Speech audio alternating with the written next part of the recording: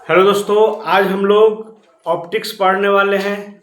और ऑप्टिक्स का मतलब होता है प्रकाश के बिहेवियर को, लाइट के बिहेवियर को जानना और लाइट के बिहेवियर के वजह से क्या क्या इफेक्ट हमको देखने को मिलता है, इन सारी चीज़ों को स्टडी करना। उसको एक अलग सब्जेक्ट के तौर पे देखा जाता है, उसी का नाम है ऑप्टिक्स।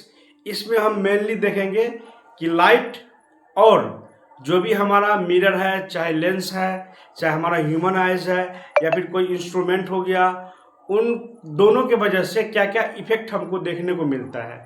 विदाउट लाइट ये पॉसिबल नहीं है। लाइट हमको चाहिए ही चाहिए, इसी के वजह से ये चैप्टर है, अदरवाइज ये चैप्टर नहीं रहता। और हम जो सराउंडिंग में जो भी चीज़ देखते हैं ड्यू टू लाइट, अगर लाइट नहीं रहा, हमारी आंखें नहीं रहेगी, तो हम अपने आसपास की चीज़ों को अवलोकन नहीं कर पाएंगे, उसका स्टडी हम लोग नहीं कर पाएंगे। तो उम्मीद करते हैं कि ऑप्टिक्स का मतलब समझ में आया होगा। ये सिंपल है, लाइट और जो भी हमारा इंस्ट्रूमेंट है उन दोनों के बीच के बिहेवियर को स्टडी करना। अब यहाँ पे लिखा हुआ है अल्हाइजन, हु वॉज दिस, कौन थे ये? तो ये थे हमारे साइंटिस्ट जिन्होंने ऑप्टिक्स पे काम करा था। और इससे पहले का जो परसेप्शन था उसको बताते हैं पहले हम, कि मान लीजिए कि ये हमको देखना है तो कैसे दिखेगा। तो लोगों का परसेप्शन था कि हमारी आँख इस पे रेज डालती है और फिर ये रेज वापस हमारे आँख में जाती है, तब जाके ये दिखता है। तो लोगों को लगता था कि सही है, उन लोगों का परसेप्शन बन गया था। लेकिन जब उनसे पूछा गया कि ठीक है, यही वस्तु हमको रात में क्यों नहीं दिखता, देन उसके पास कोई जवाब नहीं था। तो इन्होंने क्या कहा कि ऐसा बिल्कुल नहीं है, हमारी आंख रेज नहीं डालती इस पे, वापस फिर आंख पे नहीं आती। तो इन्होंने क्या कहा, इन्होंने कहा कि लाइट पहले ऑब्जेक्ट पे पड़ती है, देन ऑब्जेक्ट पे पड़ने के बाद ये हमारी आंख में जाती है, आंख इसको एक जगह एकत्रित करके इसका तस्वीर बनाता है। कहने का मतलब ये हुआ कि पहले का सोच था कि आंख रे रिलीज करती है, इस पे इफेक्ट डालती है, देन वापस आती है तो हमको दिखता है। ये बिल्कुल गलत था, इन्होंने साबित किया और इसी की वजह से इसका नाम पड़ा विजन थ्योरी। कहने का मतलब पहले लाइट किसी भी वस्तु पे पड़ेगी और सारा लाइट, कहने का मतलब लाइट कहेंगे तो हमको समझना है रेज, क्योंकि लाइट हम सीधा समझ लेते हैं स्ट्रेट लाइन। ये क्यों समझते हैं? क्योंकि इससे पहले यूक्लिड नाम के वैज्ञानिक थे, उन्होंने मैथमेटिकल एक्सपेरिमेंट करके बताया था कि लाइट का जो पैटर्न है वह स्ट्रेट लाइन के तौर पे है, कहने का मतलब सीधी रेखा की तरह है।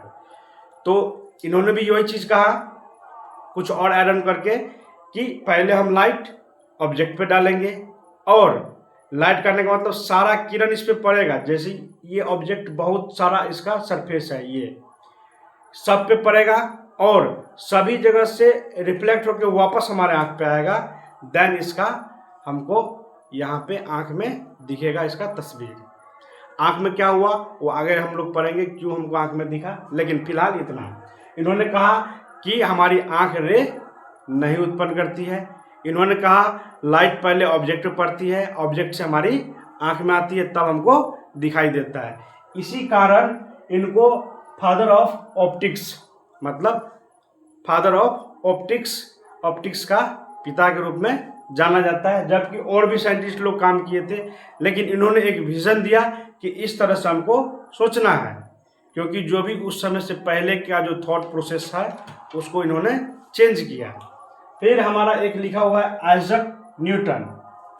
आइजक न्यूटन आए, उन्होंने लाइट को पार्टिकल्स के रूप में बोले कि लाइट जो है हमारा पार्टिकल्स है, और पार्टिकल्स में ये जो रेज दिख रहा है ये छोटे छोटे पार्टिकल्स का पैटर्न है। उसी पैटर्न के वजह से हमको वो जो लाइन दिखता है कैसा दिखता है, स्ट्रेट लाइन दिखता है। तो उन्होंने जो पार्टिकल्स का थ्योरी दिया था उसको बोला गया कॉपस-क्यूलर थ्योरम। मतलब उसी कॉपस-क्यूलर थ्योरम को पार्टिकल्स के तौर पे जाना गया, लाइट का बिहेवियर कैसा है तो पार्टिकल्स है, और उन्हीं पार्टिकल्स का जो पैटर्न है हमारा क्या हो गया, तो रेज हो गया। और रेज का जो पैटर्न था उसको बोला कि स्ट्रेट लाइन में होगा। तो यहाँ से हमको ख्याल रखना है कि अल्हाइजन जो है फादर ऑफ ऑप्टिक्स कहे जाते हैं। देन कॉपस ट्यूलर थ्योरम जो है आइजैक न्यूटन ने दिए थे, और उन्होंने कहा लाइट जो है पार्टिकल्स नेचर का है, और उसी से रेज फॉर्मेशन हुआ, और रेज की वजह से हमारा जो लाइट का जो मोशन है किस तरह है, तो स्ट्रेट लाइट में है, स्ट्रेट लाइन में है। अब ये आइजैक न्यूटन के वजह से जो है क्या क्या संभव हुआ, तो यहाँ लिखे हुए हैं रिफ्लेक्शन ऑफ लाइट, यानी कि प्रकाश का परावर्तन संभव हुआ स्टडी करना। रिफ्रैक्शन ऑफ लाइट, प्रकाश का अपवर्तन का स्टडी करना संभव हुआ। डिस्पर्शन ऑफ लाइट, जिसको हम लोग वर्ण विक्षेपण बोलते हैं, वो संभव हुआ। देन और भी उसमें कुछ ऑप्टिकल्स जो इंस्ट्रूमेंट है वो भी स्टडी करना संभव हुआ। लेकिन प्रॉब्लम क्रिएट कहाँ हुआ, तो जब हमको डिफ्रैक्शन इंटरफेरेंस को दिखाना था कि आखिर लाइट अपने पैटर्न से मुड़ता क्यों है। दैट ये जो थ्योरी था इसका, जो लाइट जो है हमारा कैसा नेचर है, पार्टिकल्स नेचर का है, और उसी से रेज फॉर्म हुआ है, और इसी कारण हमारा जो लाइट का जो मोशन है स्ट्रेट लाइन में दिखता है। ये यहाँ जाके फेल्यूर हो गया। देन इसके बाद जो भी हम बोले इंटरफेरेंस डिफ्रैक्शन, वो हम अलग चैप्टर में पढ़ेंगे, वो वेव नेचर हो जाता है। तो वहाँ पे वो फंस गए, उसका जो थ्योरीज था वो फंस गया। लेकिन उस समय न्यूटन बहुत अधिक चर्चित थे, क्योंकि उन्होंने ग्रेविटेशनल पे काम करा था, कैलकुलस पे काम करा था, लॉ ऑफ मोशन पे काम करा था। इसी वजह से इनका जो थ्योरीज था लोगों को अधिक पसंद आया, एविडेंस के तौर पर, मजबूती के तौर पर। लेकिन उसी समय और भी साइंटिस्ट लोग थे जो लाइट के नेचर पे प्रॉपर काम कर रहे थे, तो उनके मुताबिक, उनके हिसाब से लाइट का जो नेचर है वेव नेचर है। लेकिन कुछ एक्सपेरिमेंटल नहीं होने के कारण उनको सिद्धि नहीं मिली। लेकिन लास्टों अंत तक मैक्सवेल आए और उन्होंने कहा कि जो हमारा लाइट है वो हमारा वेव नेचर का है, यानी कि तरंग नेचर का है, जिसको बोला गया इलेक्ट्रोमैग्नेटिक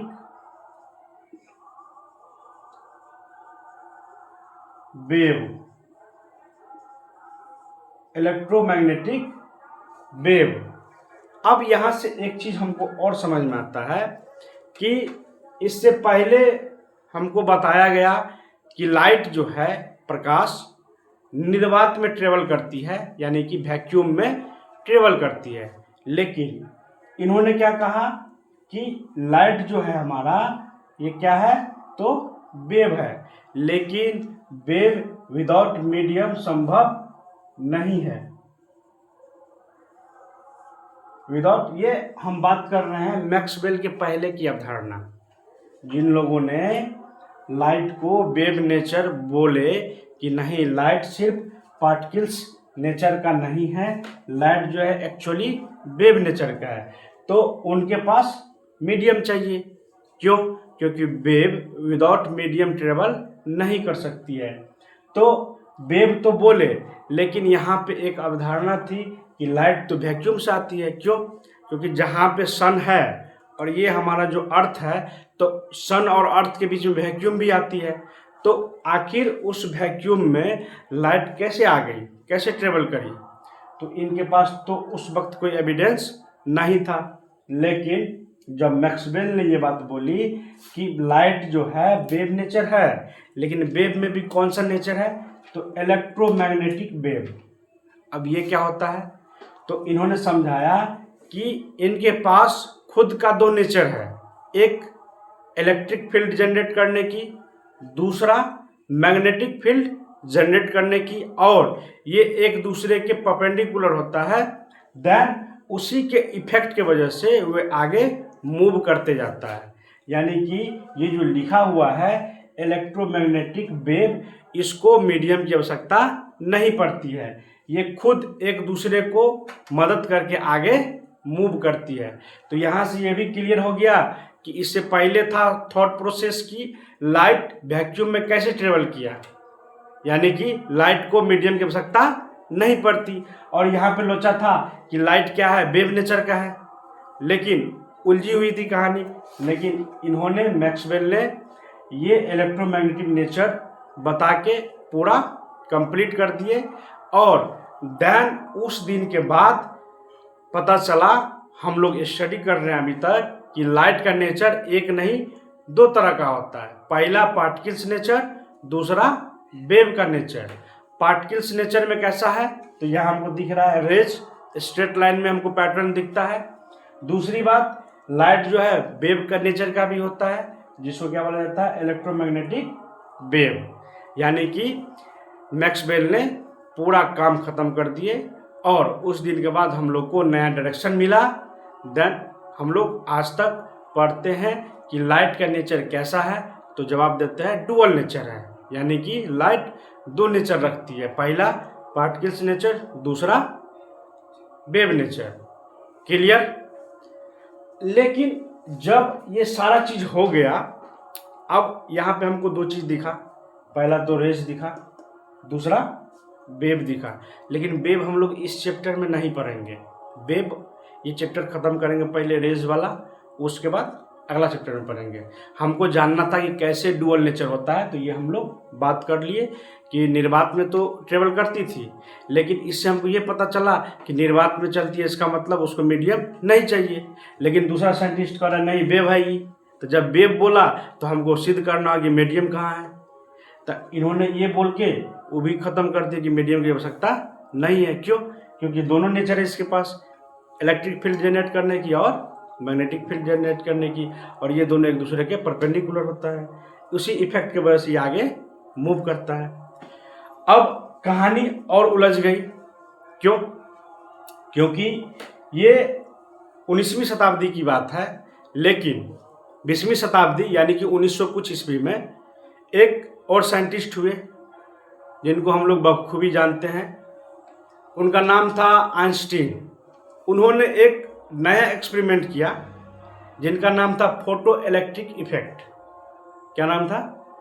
फोटो इलेक्ट्रिक इफेक्ट। उन्होंने एक नए पैटर्न को जन्म दिया या फिर एक दिशा दिया, ऐसे ही बोल सकते हैं हम लोग। यानी कि वो जो है लाइट से मेटल के शीट पे इफेक्ट करवाए। मतलब मान लो कि ये हमारा क्या है, मेटल शीट है और ये हमारा लाइट है, टॉर्च है। अब हम क्या किए, हम इस लाइट को इस पे वापस इंपोर्ट कर रहे हैं, डाल रहे हैं। ठीक। अब क्या हुआ, यहाँ से जो लाइट निकली, तो निकलने के बाद इस मेटल में जो इलेक्ट्रॉन था वो मूव होना शुरू हो गया। कहने का मतलब जैसे लाइट पड़ा तो इन्होंने लाइट के इफेक्ट को एब्जॉर्ब करा, और एब्जॉर्ब करने के बाद जो हमारे मेटल में फ्री इलेक्ट्रॉन्स थे वो मूव होना शुरू हो गया। इसी को बोला गया फोटो इलेक्ट्रिक इफेक्ट।